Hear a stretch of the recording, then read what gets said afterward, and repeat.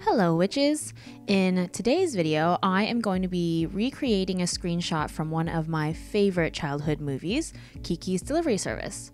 All of the supplies I used will be listed in the description down below. For this video, I will be discussing how this film has influenced me and my work, as well as some of my thoughts and techniques when painting this piece. If you're only interested in watching the painting process, feel free to mute the video and play whatever audio suits your fancy. So, like the majority of my watercolor paintings, I use a Faber-Castell Polychromos colored pencil for the final outlines of the sketch. The reason I do this is because these colored pencils are oil-based, so they don't smudge when wet media is laid over top. For this piece, I start by blocking in flat washes of all the warm tone areas, leaving the grass background for later. The reason I jump around from each element as opposed to focusing on one part at a time is mainly so that I can let the first layer dry before I start the second layer. In doing that, it helps keep the color from lifting too much when you put more layers and water on top of it. Though the paint still may shift depending on how much water you use and how vigorous your brush strokes are. Most of the time when I'm blending watercolors, I'll lay down a wash of color and then with a clean wet brush, I'll soften the edges to create a gradient. Like I had mentioned earlier, this technique is best done when the layer underneath has totally dried. To check if it's dry, I usually just lightly touch the surface with my finger, and if it's still a little cold, I'll wait a little longer. If you're impatient like me, you can always use a hairdryer on low heat to speed up the drying process, but make sure you don't hold it too close to the paper because you might end up warping the paper from the heat, or even worse, you might burn it completely. For the few who might not be familiar, KIKI'S Delivery Service is a Japanese animated film by Studio Ghibli and directed by Hayao Miyazaki. My first introduction to Studio Ghibli was My Neighbor Totoro, and to this day I still have a bunch of Totoro knickknacks and merch all throughout my home. It's too cute to resist. When I was a kid, we owned Totoro on VHS, so I got to watch it over and over. But with Kiki, I actually had to rent the movie from the movie store, and I actually didn't realize that it was the same studio that did Totoro at the time. Comment down below if you're old like me and had to rent movies back in the day. R.I.P. Blockbuster. Needless to say, I absolutely adored it. How could I possibly resist this beautifully animated story about a young girl that had magical powers and was accompanied by a sassy talking cat? Which sounds awfully familiar, i.e. Sailor Moon, Sabrina the Teenage Witch, Cardcaptor Sakura, almost. Which, by the way, if you have not seen my previous two Screencap Redraws, I actually did Sailor Moon already, which I posted on my Instagram, and Cardcaptor Sakura, which I made a YouTube video for. So I guess we have a pretty clear theme going here, which actually brings me to the reason why I picked this particular screen cap. When you think of Kiki, of course, you immediately think of her iconic red bow and her dark t-shirt dress that she wears for the majority of the film. But since my two previous screenshot pieces were pretty heavy on the blue color palettes, I decided to pick this one that had lots of greens. And if you've been following my work, you might notice green is not a common color I go for. So I thought that it would be nice to change it up for this Screencap Redraw. Plus, I think Kiki looks super cute in this little pink dress. I think it's safe to say that Kiki is probably the reason why I love witches so much. I love that even though the movie has magic in it, it's still very rooted in reality, which, especially as a kid, it makes it so believable. But like I had mentioned before, Kiki was a movie that I had to rent, and so I didn't get the chance to watch it again until I was an adult, basically.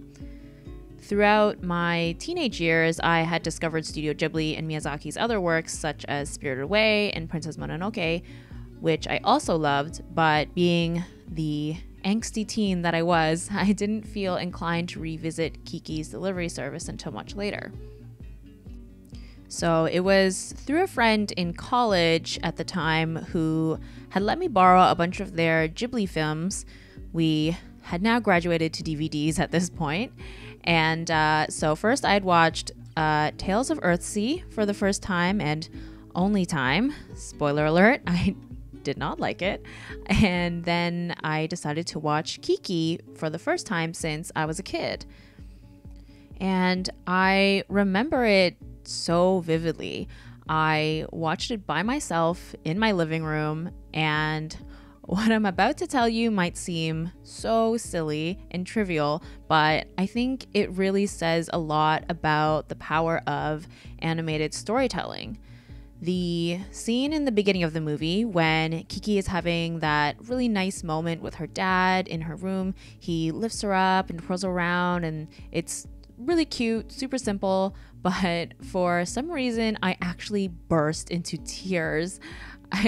Not to get even more personal, but I don't really have a relationship with my father, so there was just something about how authentic and genuine and warm this scene was. It really just like hit me in all the feels.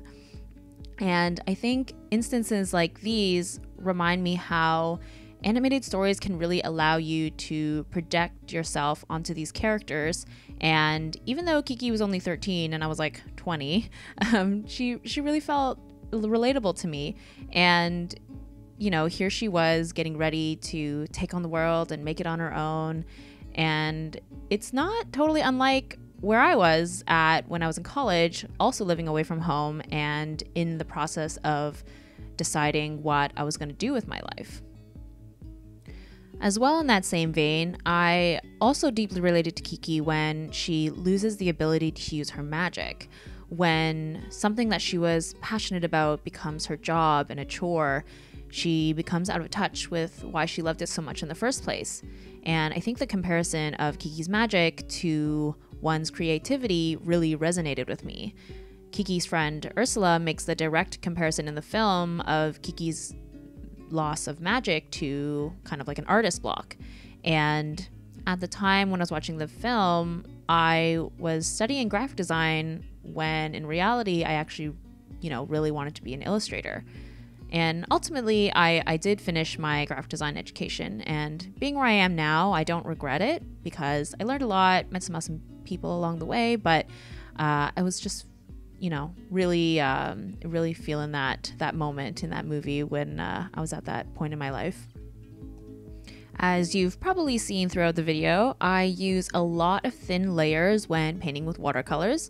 This is the biggest reason why I always recommend people use 140-pound or heavier watercolor paper. If you don't use as much water and layers as I do, you could probably get away with a 90-pound paper, but I find that can be kind of limiting. And I also prefer cold press, which means the paper has more texture. And the reason for that is I find it is easier to get a more even wash of color. But to be honest, I have yet to try any like higher end hot press paper, so we'll have to see down the line. Maybe I'll end up changing my mind. Oh, and something that I should address that I get a lot of questions about is the paintbrushes that I use. I honestly am not super picky about my brushes, which is why I don't talk about them, but I don't take the best care of them, so I go for fairly inexpensive synthetic brushes from a variety of different brands. In this video, I think I only used 2 or 3 brushes, and they were all probably $5 or less for each brush. And a lot of the labels have worn off, so sometimes I'm not even sure what the size or the brand is. I literally just have a pile of them sitting on my desk, and I use them for both watercolors and gouache and ink. So if you're looking to grab some brushes for those types of medias, I definitely would recommend going for the round shape, which is these pointy ones that I've been using in this video.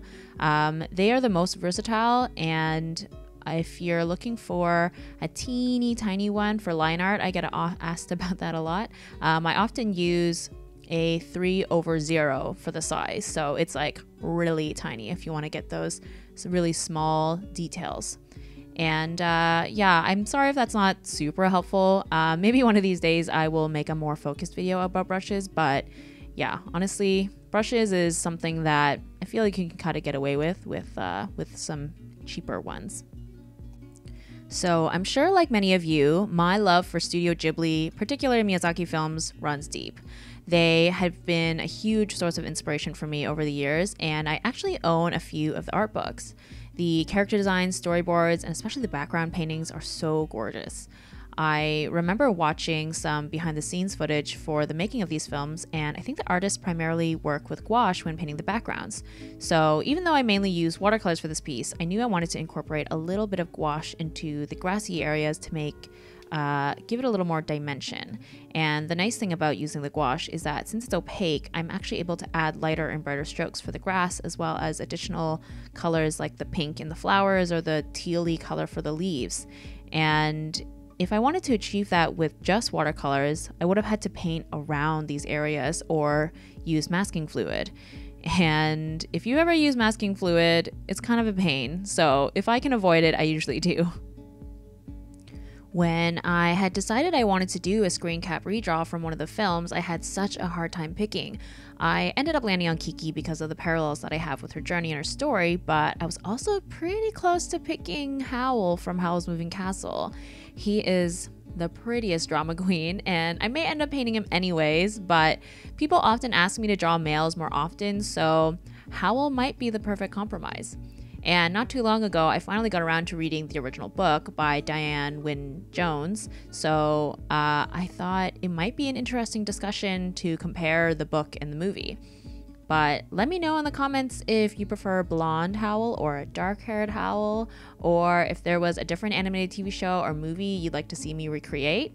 So far, I've only done anime, so it might be interesting to do a different animation style altogether. So anyways, thank you so much for watching this video. I hope that it was insightful or relatable in some way, and I hope to see you in the next one. Bye!